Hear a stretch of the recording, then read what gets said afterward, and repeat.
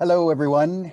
Welcome to another UFI Connect session. My name is Mark Cochrane, and I am the Regional Director in Asia Pacific for UFI.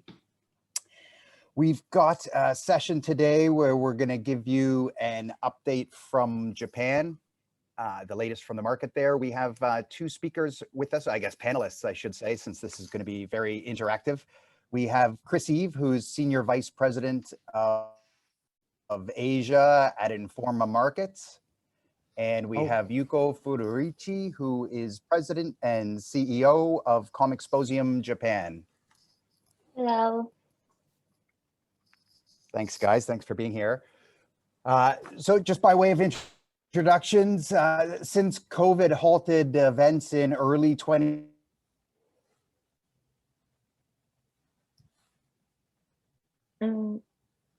now for a lot of markets in Asia, a few markets back to business. China was probably first to be pretty active in hosting large-scale events in June, and organizers in Japan. So like all markets, Japan's been struggling with the organizers in Japan struggle with trying restrictions on closed borders, which affects the patient. And Japan has also had, I guess, the unwelcome extra challenge of what will be the 2020 Summer Olympics, which affected access to venues as well. So our panelists here and the organizers across Japan have been dealing with a lot of challenges. So we thought we'd jump into it today and let them first each update you on some of the activities that they've managed to go ahead with. I've got some questions for them, and when you have questions, please feel free to use the chat on the side to send us what's on your mind. Okay, so with that, I'll hand over to Chris, and Chris Eve, he's going to give us his opening remarks and a few updates and slides, I believe. Chris? Okay, hi there, yes. Oops, hang about.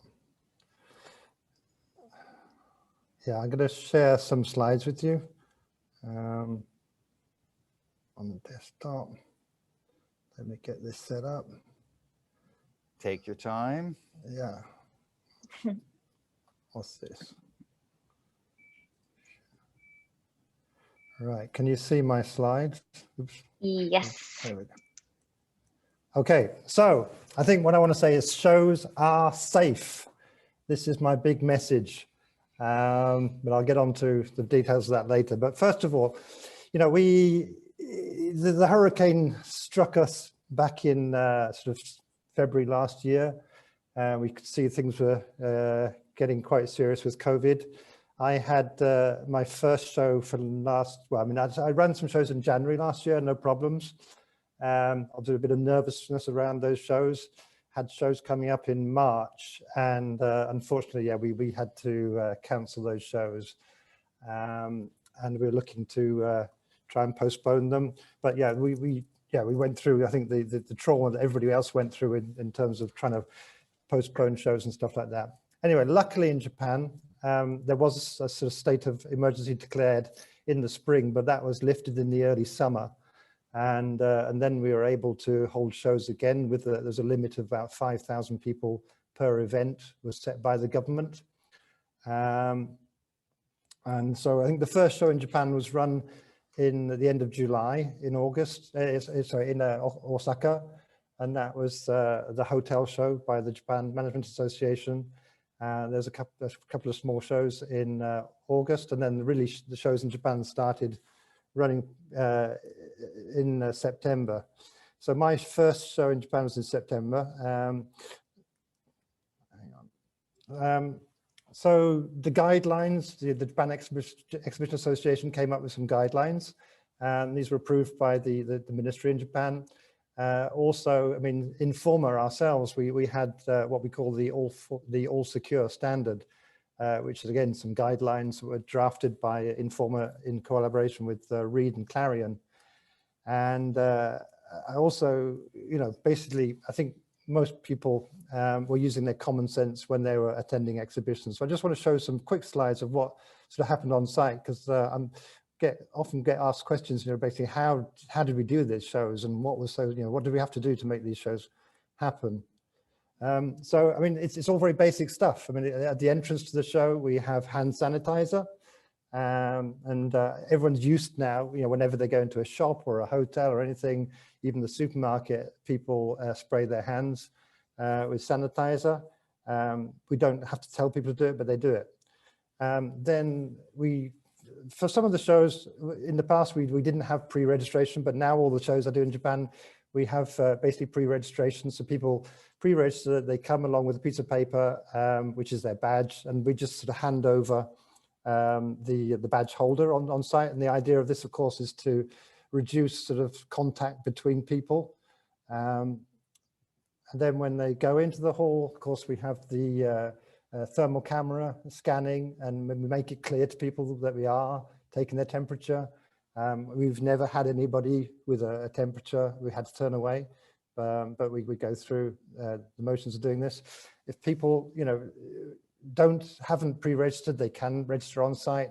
And of course, we have to take precautions on site to prevent infection. So you see here the sort of vinyl screens that we have where there is contact between people. Inside the venue, obviously social distancing is the key thing. So, I mean, I like this photograph because you can see everyone's very obedient and they're standing on those little yellow squares. So they're lining up to go into a conference session. But again, people, even if you didn't have the squares on the floor, I think people now in Japan and most places, I'm sure, are used to having extra space between themselves when they're standing in line. Inside the conference hall, of course, we have to space the chairs out. I mean, I must admit, when the first time I saw it with no people sitting there, it looked extremely strange. But once people are sitting on the chairs, the room looks full. And actually, it now gives people that little bit of personal space, doesn't it? And in the past, we had people all squashed up together, sort of rubbing shoulders with each other. So now it's quite comfortable, I think, to be in this sort of environment. This is another show. We've got the same thing. On the stage, we like people to be able to show their faces, but of course there's plenty of distance between the speakers and the audience, and we have these screens between the speakers, so it's all very safe. And then tasting. So this is the show I ran in January this year, so Medicare Foods show. So we had tasting on site, and again, I've seen some rather sort of neurotic guidance on, there can be no sort of food tasting because it's dangerous, but surely, with these individual servings and they're prepared in a very safe way, I don't see any reason why you can't have food tasting on the stands. And then physical contact on the stands. So again, this is the Diet and Beauty show held last year. So we do have visitors receiving treatments, beauty treatments, and so there is physical contact, but again with the sterilization, masks and everything, I just see no reason why this can't take place in an exhibition. This is an example here of we had an exhibitor from Korea who couldn't attend on site, so we set up a stand for them so they could remotely access the exhibition. I can talk more about that later on perhaps. I just want to bring this in because there's been talk about passports and on-site testing for exhibitions. So this is an event that Informa ran in Orlando in Florida last month, and we had on-site testing. People had to come with a test result, or we could do on-site testing. I can talk more about that later on perhaps. But I just want to show these wonderful photos of exhibitions taking place in a safe environment, people wearing masks, people basically being careful, cautious, social distancing. In the exhibition hall, of course, we are below 50% of the capacity of the hall, way below it in most cases in terms of the people are on site. We've got great ventilation, massive. I mean, halls are massive, aren't they? Got a lot of air in the halls, a lot of circulation. We open the shutters at the back of the hall a little bit, so we've got maximum circulation. this is very, very different from getting on a train, I think, where it's, you know, you're in this enclosed space, people tightly packed together. We've got tracing of everybody. We know everybody who's on site of the exhibition. Should anything happen, there be an outbreak. There haven't been any cases of those at the shows in Japan last year or this year. I think exhibitions are an extremely safe environment to be in. I'd much prefer to be in an exhibition hall than in a supermarket or on a train.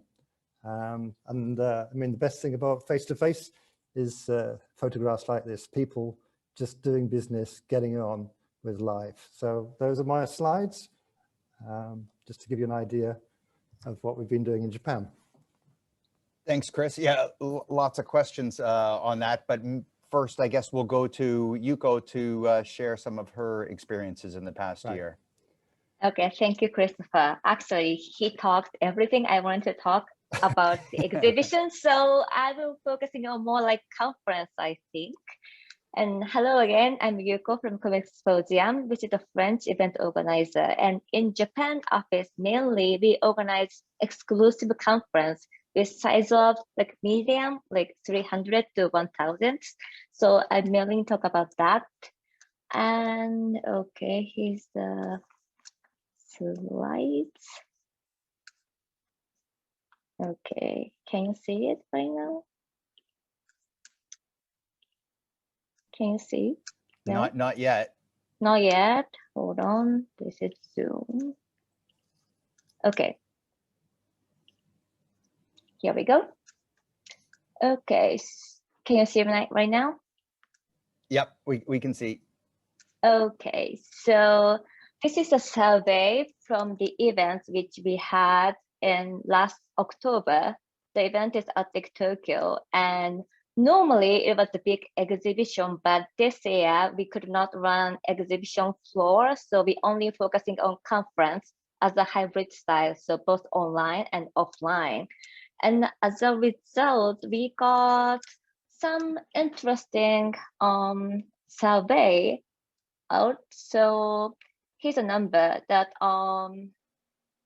in person we had 1,000 attendees, and online we have 5 times bigger than physical. And actually before, this is our keynote number, but before COVID, we only had 2,000 keynote attendees before. But this is a good side of COVID with online, that we have double attendees than last year if we add online.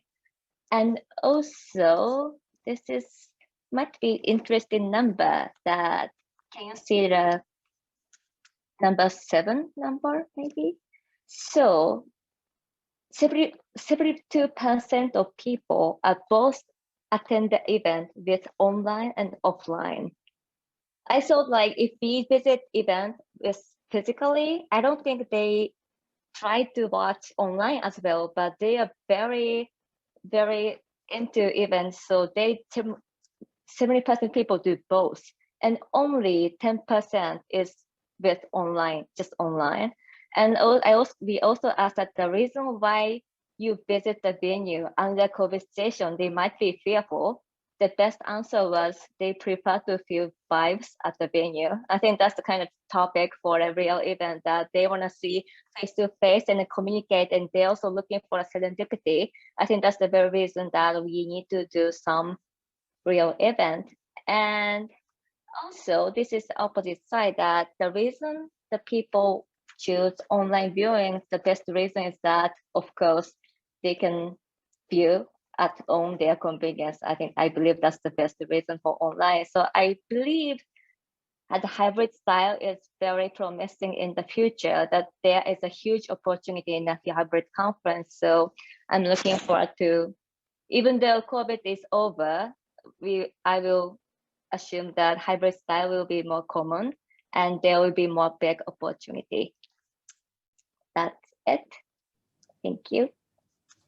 Thanks, Yuko. So Yuko, you said that you doubled your audience with the online participation. Was there a big difference in terms of the registration fee for the physical attendees versus online? Yes, online was free. So there's a big difference as normal, but let me talk about the bad side. Hybrid is very costly. Actually, the cost was almost double because we had also rent the venue, plus we have to prepare for streaming. So when we done the hybrid style event, we have to be very careful for revenue, that the cost was much more than we expected actually. And did you consider charging those online delegates a fee, or will you in the future? Yes, in the future we have to, or I don't think we can survive. I think it's very costly. Right. Okay, so maybe Chris, I'll go back to you. Could you talk a little bit more about, I think you said Informa Markets Japan, you did your first event in September.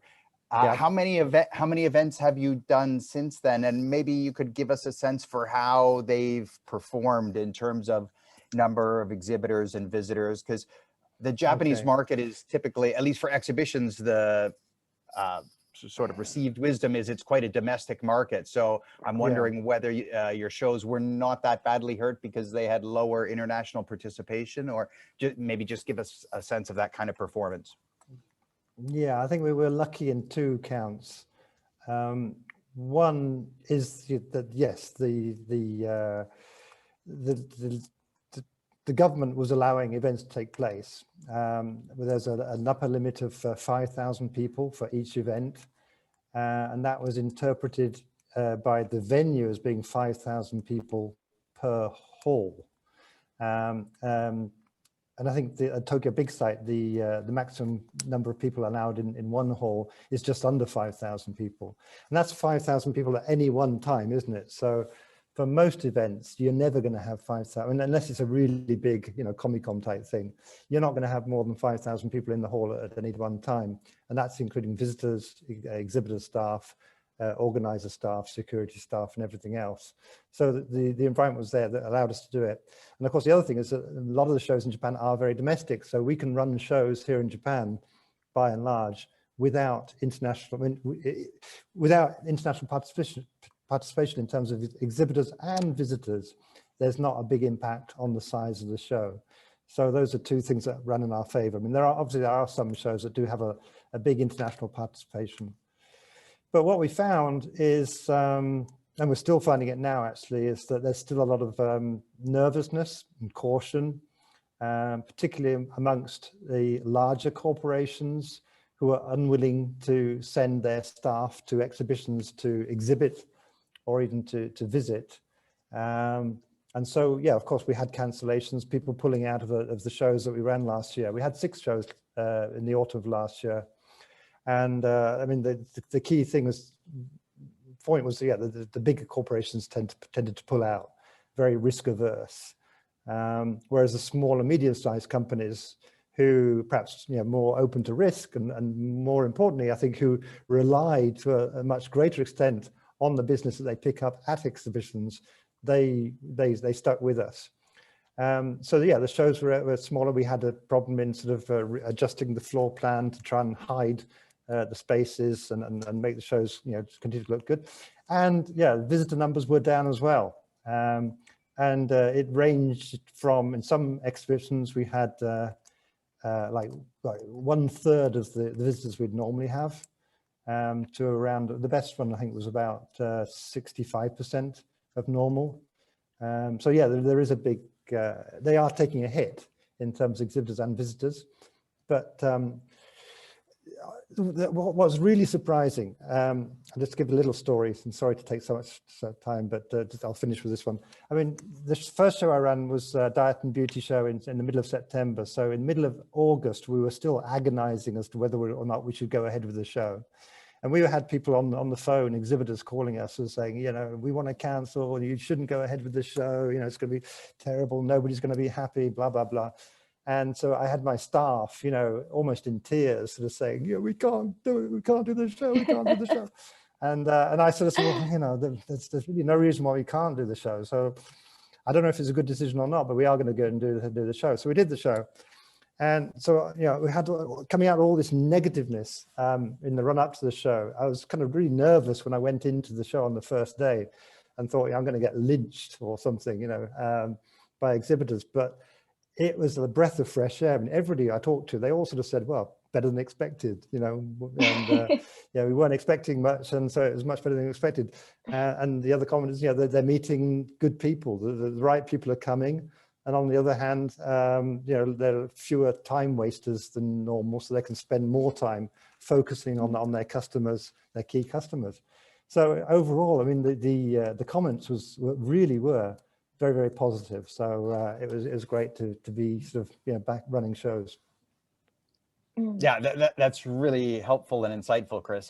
I think we've seen that in other markets as well, where the bigger corporates are more risk averse, a little nervous about sending people. Maybe they have a countrywide or global policy about it, whereas the SMEs, as you pointed out, exactly right, like they need the show for the survival of their business, and they also have more, I think, ability to make their own rules, whether they participate or not. Yuko, maybe you want to share a little bit of your experience running your event in terms of the participation, and if there was any hesitancy around not only the delegates, but maybe sponsors or exhibitors that you had? Yes, I agree with Chris a lot that, of course, the attendees is less a lot, but there's a more exclusive attendees. Sometimes that means a very good thing that normally at the exhibition, there are some attendees who is not very active in that industry. Maybe they just showed the visit for novelties and just saying hi to the people. But COVID avoids that kind of people, only very serious business person at the venue. So our conferences too, there's a half attendees, but the number that get the business card they can get is the same. That's the good result. Right. So the less number is not always a bad thing. That's the very good thing that I could learn from COVID situation. We didn't know that. We thought bigger is better. We believe that, but it might be different. Yeah, I think that makes sense. Obviously, with B2B, it's a focus on the quality of the participants rather than number, right? Yeah, as Chris said, you get rid of some of the time wasters, and then you might end up with actually happier exhibitors. Yeah. Chris, maybe you could talk a little bit about interaction with the government, with the authorities in Japan. I mean, did you have to lobby through JEXA or Informa Markets on its own? Did you have to lobby to get the right to begin holding events again in, I guess that you said the first one was July in Osaka, but for yours in September, how did that unfold? Not really. I mean, obviously, JEXA was putting forward the case that exhibitions could be run safely, and that was part of the guidelines. The reason for having those guidelines. I think the reason why, I mean, Yuko probably knows more about this than I do, but I think it probably wasn't just the exhibition industry. I think it was like baseball and the concerts and other industries were also crying out to be allowed to reopen. So it wasn't just exhibitions that were allowed to reopen. I think it was events overall, including sporting events. At the same time, so exhibitions was not separated from other mass gatherings, but they it's an event. It's the same as movie theater and a baseball game, and it's all same here. Oh, amazing, because they're very different, and they let them all go ahead at the same time, which was July last year. Right. Yeah. Right. I mean, it's gatherings, I suppose. It's public gatherings would be the common denominator, I suppose. Mm-hmm. And what about, could either of you talk a little bit about the safe operating procedures, where they came from? Did you develop that within JEXA, within the executive committee there? Did Informa develop its own elsewhere and apply it to various markets? Maybe, Chris, you can talk a bit about that, and then Yuko after. Yeah, I mean, on this one, this is common sense. You know, what are you going to do? You know, you're going to have sanitization, hand sanitation. You know, after a seminar, we sanitize, the disinfect the seating and stuff like that. We have extra cleaning in the toilets and things like that. I mean, it's just common sense on the sanitation side. People wearing a mask. I mean, you know, Japanese people, you know, commonly wear a mask. Everyone's wearing a mask. Nobody complains about it. There are very few people who break the rules and don't wear a mask. social distancing, as I say, you know, you have the floor markings, but you know, people, it's just common sense. People get it. They know what they need to do. So there's no special science, I don't think, in running exhibitions.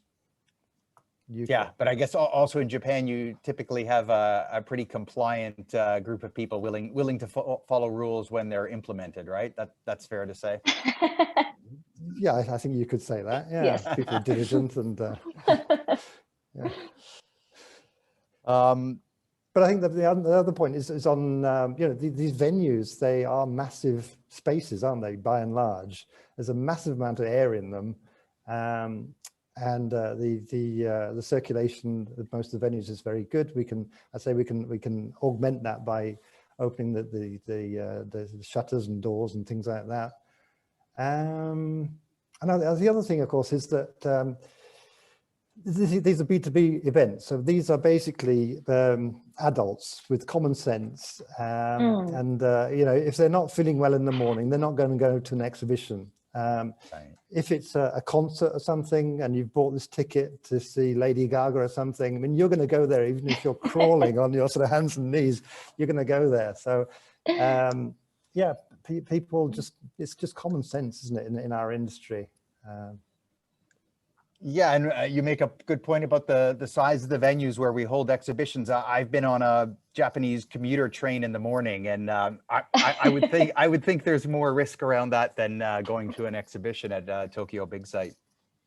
Exactly. Yeah. Exactly. But they never talk in a train, so they said it's safe. I'm not sure though. I see a question here on the when people are talking exhibition, that they're not shouting and screaming and singing. I mean, Yeah. it's just business discussions, and people have got a mask, and sometimes they've got a visor as well. So yeah.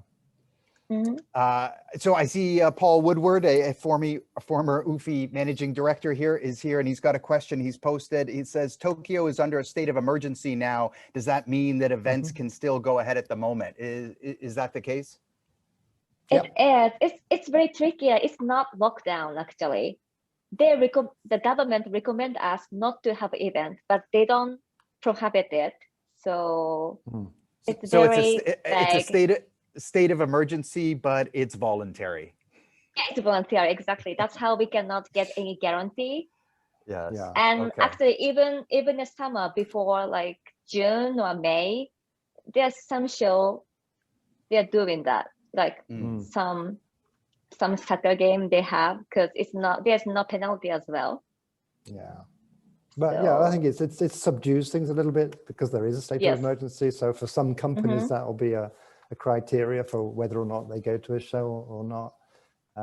But yeah, we can talk. So we held our show, a fashion show last week. The big Foodex show was held at Makahari Messe last week. Yes. And good traffic there.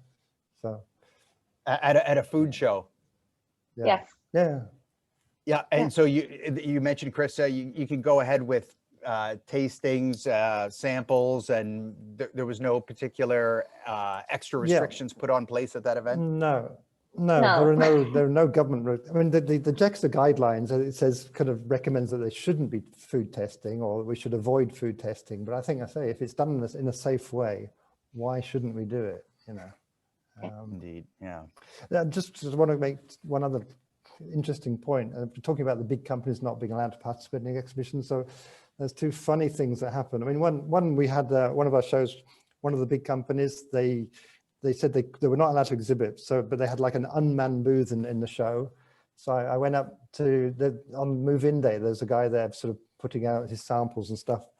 And he wasn't in tears, but he said, I really wish we could be at the show, but the company says we can't be here, so it's really sad that we're not going to be here tomorrow. And then another one is a big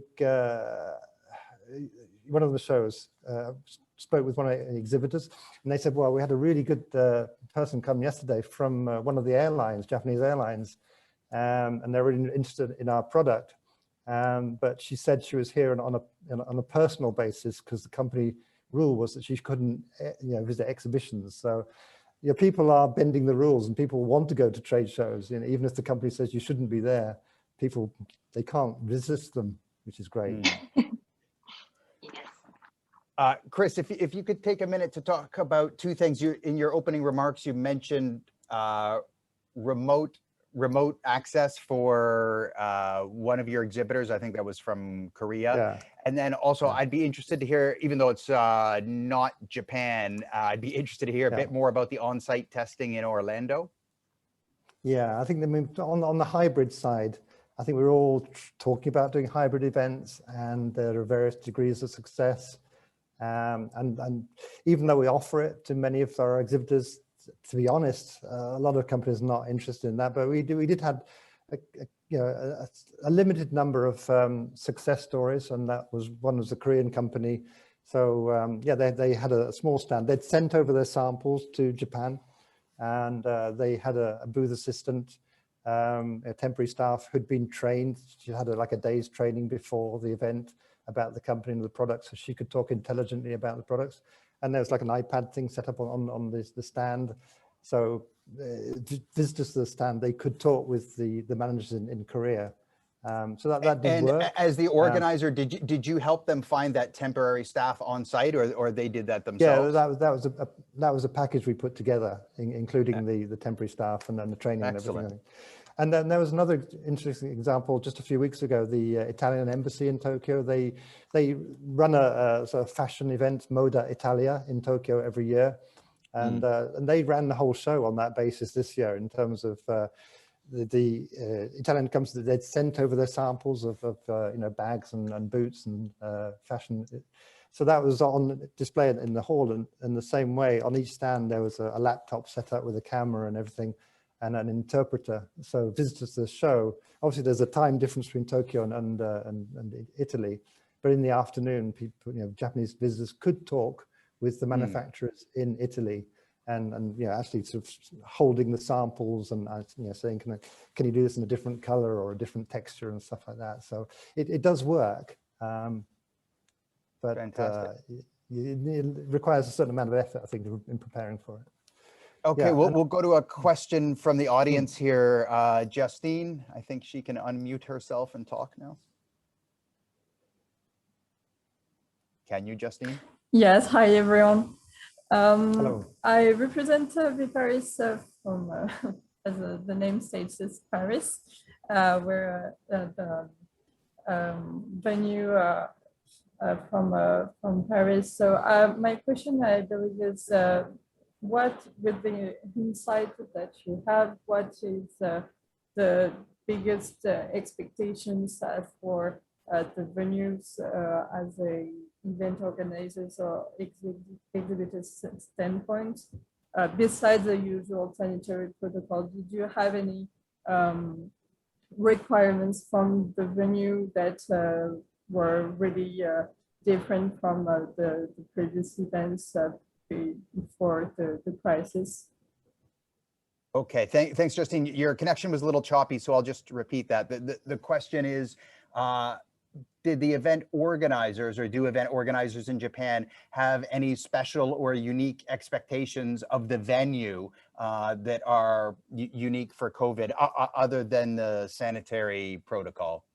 Chris or Yuko, you want to answer that? Yuko. Chris, do you have?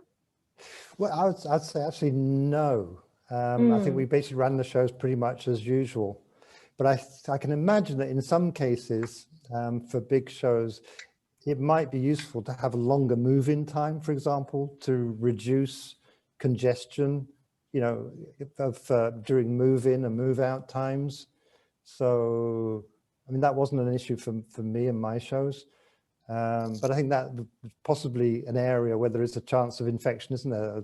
If, truck drivers and temporary staff and casual laborers, difficult to kind of track and trace those people. So if you could do anything to reduce congestion at that time, I think cooperation from the venue in terms of free time and stuff like that, extended time, would be useful.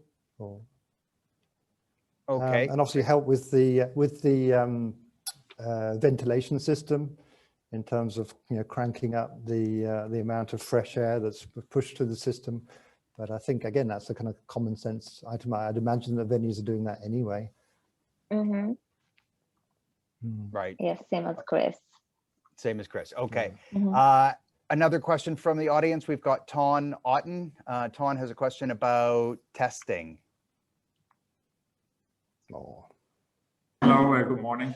I would like to know if there was any testing before, during, or after the show from government, and if there was, do you have any results of that?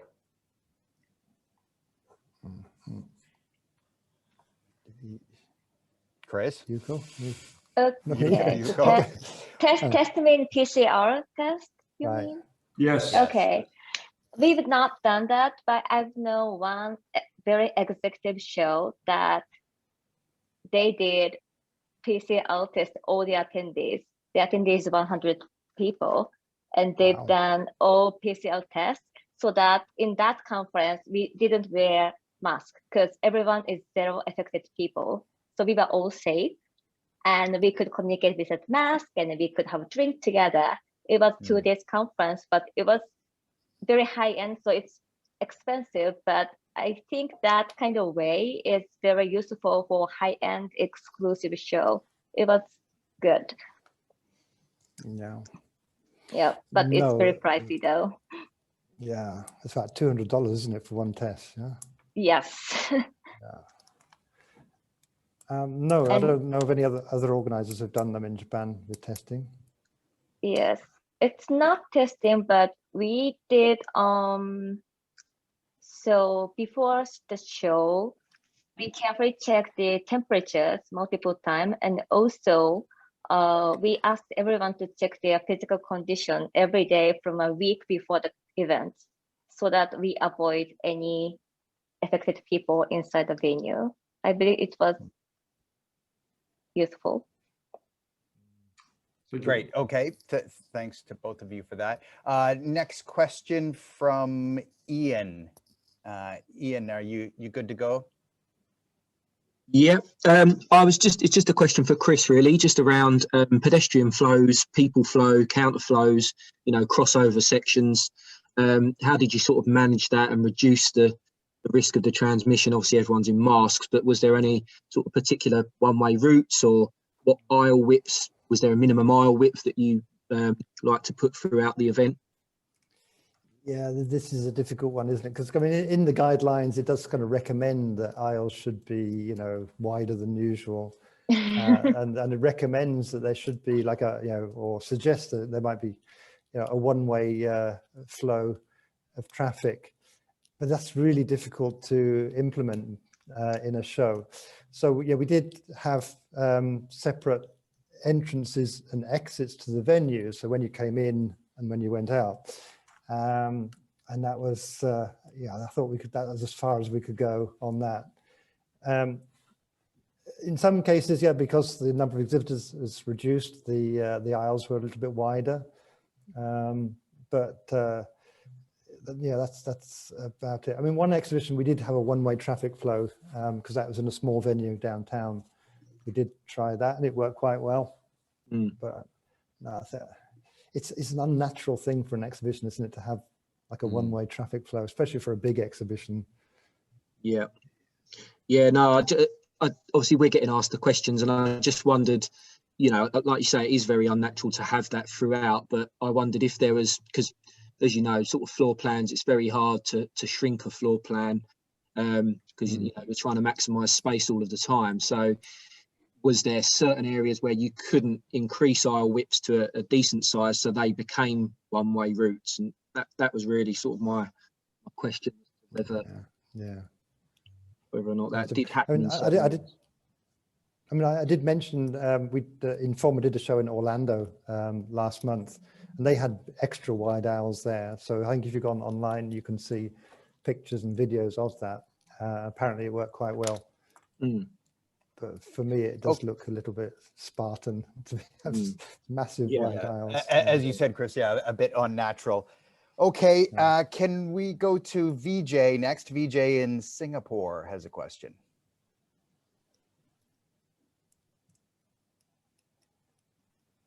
VJ, you still there?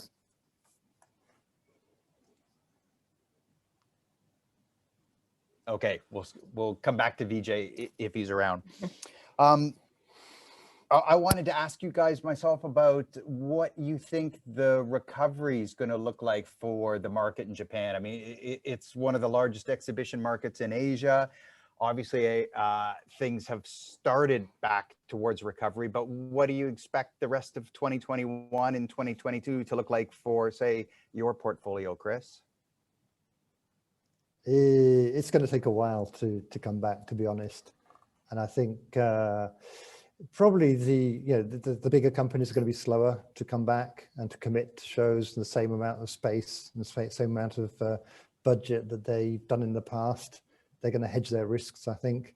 So it's going to take a while, I think, for it to come back. But so those bigger companies, 2019. That's interesting. You mentioned about the bigger companies. Do you mean that their marketing budgets will be hit because their industry's hit, and so they're taking long to come back, or is it more a the sort of health risk factor? They're not going to feel comfortable coming back until longer. I think it's a risk hedging factor. One will be, that they don't want to commit to anything that might expose their staff or their customers even to sort of infection risk. I mean, if there's a chance of it coming back again next year, for example. And the other thing is the financial risk that, they can commit a lot of money to a big stand, a lot of decoration, a lot of travel and entertainment, right, inviting clients to Tokyo to attend. And if, at a late stage, things, go wrong, they're going to have a big financial risk, I think. So it's those two elements, I think. Okay, and Yuko, what about you with AdTech or your major events? When do you expect to see 2019 levels again? I'm more positive, actually. If we could have Olympic this year, I believe it will be back normal in autumn, I think. But if we cannot run Olympic, that's going to be very negative. But I think in Tokyo and Japan station, it's very dependent on the Olympic situation. Because all the big media company is following what Olympic gonna do and how the Olympic sponsor will react. So that was actually one of my questions, whether you think the Olympics are going to go ahead. What do each of you think? Where are you putting your bets? Me, we will have Olympic. Yuko, you. Will or will not? We will, but without audience or limited audience for sure. Chris? Yeah, I think the government does seem pretty determined to go ahead with them, and I think they should go ahead with them. I think it would be a good thing to go ahead with them. And I think, it's obviously going to be a very different format to what we're used to, but I think this is an important lesson, isn't it? That things are different. Things can change very quickly. So yeah, the Olympics are not going to look like they normally look like, but they'll still be the Olympics in some format. And so this is it's a good lesson to learn that things don't always look the same. Indeed. Be prepared for something different. Yeah. And how will that impact exhibitions? Because from what I remember, I guess the original plan for summer 2020, the major venues in Tokyo Big Sight and Mekahara Messe were both going to be closed for to event organizers for a significant amount of time. So yes, is it the same situation looming? Yeah. Again. Yes. Yeah. So 2 years we cannot use that venue in the summer. No. Yeah. So yeah, I mean, so just off the record, just between me and you, Mark. Yeah. I think the Olympics should go ahead, and I want them to go ahead because I want to see the back of them. I never want to see them again. Just get rid of them. Let's have the Olympics. Get rid of them.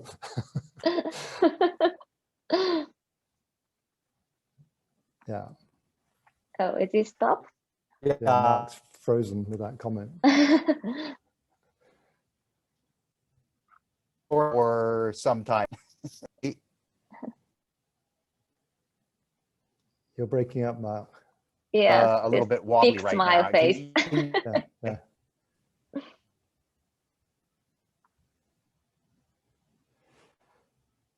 Yeah, break. Yes, breaking look at out. his happy smiles. His Yeah, quotes. good.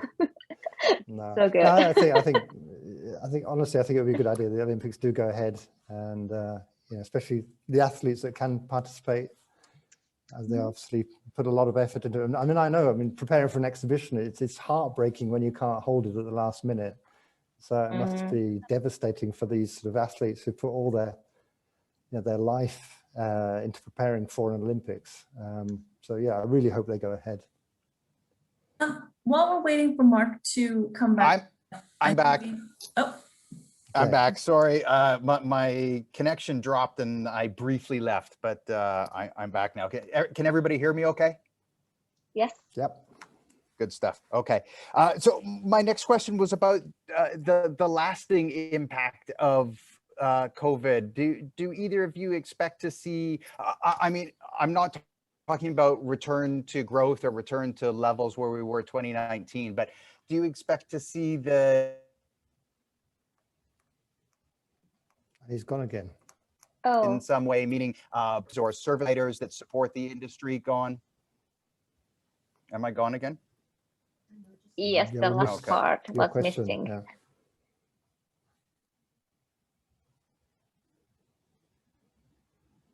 You're I on think mute. you're mute.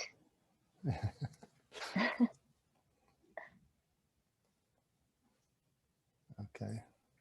while he Okay, says that, I'm back now. I changed Wi-Fi, so hopefully hopefully this will work. Sorry, guys, not a good person to have with a bad connection. So did you guys hear my question, or should I repeat it? Oh, Repeat, please please. repeat it. Yeah. Okay.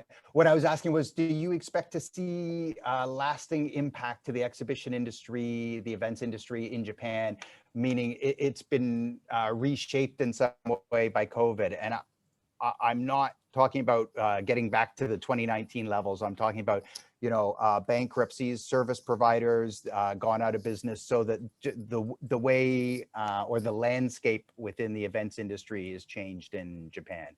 Are you expecting that?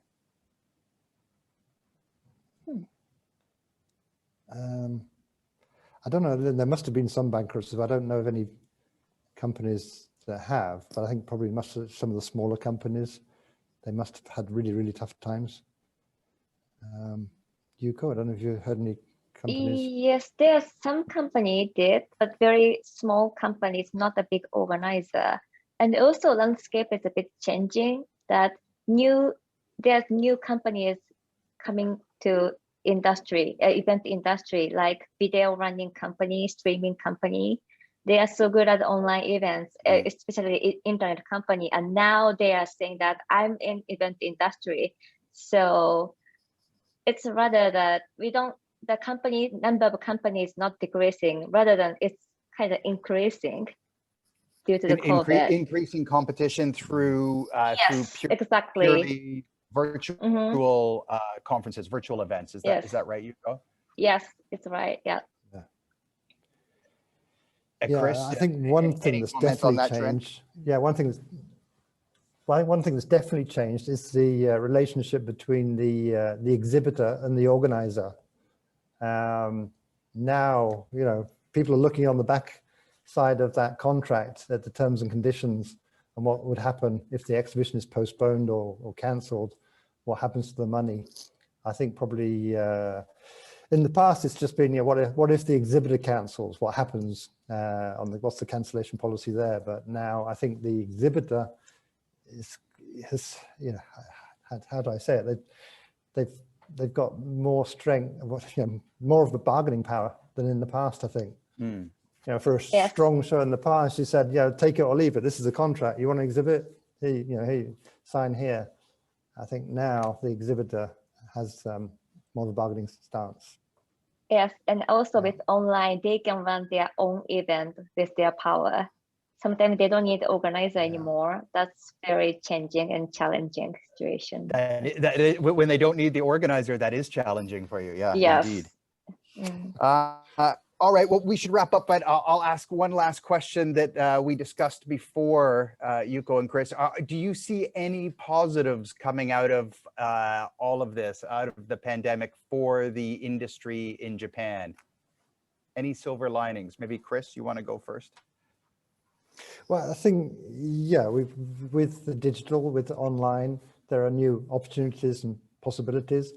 So, you know, for example, speakers, remote speakers, we can use speakers from Europe or America, for example, to be keynote speakers or main presentators at our seminars and so forth. And in the past, I think people with delegates tended to feel sort of shortchanged if somebody's on a screen. But now we're used to it, aren't we? And like it's the talking heads on the screen. So so this means we can have a wider range of content in our events at a much lower price. So that's quite a positive thing, I think. Indeed, yes. Yuko, anything you want to add? Yes, online brings more opportunities, obviously, and plus, as we mentioned before,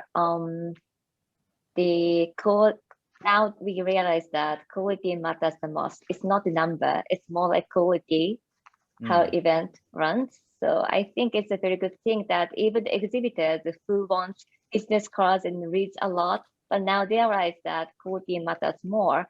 So I believe it's gonna be turns out in a good way in the future, that more better people at the events and more quality. Yeah, better quality is always good. I guess with the online, though, as you said, more opportunity, but also more costs along the way there too, right? Yes. All right. Thanks to both of you. I think we'll wrap up here. Yuko, Chris, thank you very much for your time and your insights, and let's hope things keep going in the positive direction in Japan. Yeah, and remember, shows are safe. They are indeed.